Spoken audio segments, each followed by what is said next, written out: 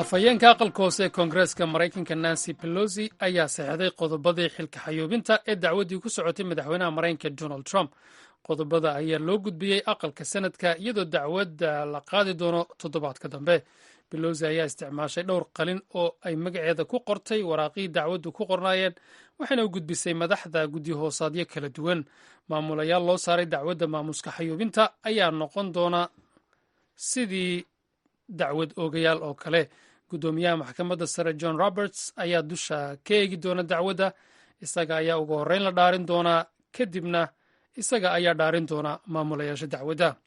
dowladda albaniya ayaa sheegtay inay laba diblomaasi oo u dhashay iiraan ay dalkooda ka saareen. kusimaha wasiirka wasaaradda arrimaha dibadda ee dalkaasi jen gashaj ayaa fariinuu boggiisa facebooka ku qoray ku sheegay maxamed cali aris baymanemati iyo sayid axmed xuseini alasatay oo ay ku kaceen arrimo ka hor imanaya shaqada diblomaasiyadda. labadan mas-uul ee matalayay jamhuuriyadda islaamka ee iiraan ayaa lagu amray inay si deg deg ah uga baxaan ciidda dalka albaniya. warar ay si hoose u heshay viyaweydu oo lagu kalsoon yahay ayaa lagu sheegay in labadan mas-uul lagu eriyey arrimo khatar ku ah ammaanka dalka albaniya.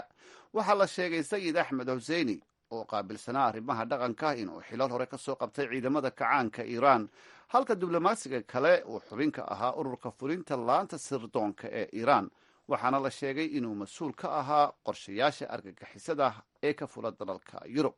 warbixintana ay viyaweydu heshay ayaa sidoo kale lagu sheegay in ay labadan mas-uul ku xidhnaayeen generaalkii uu dhowaan maraykanku ku khaarajiyey ciraaq ee qasiim sulaymaani.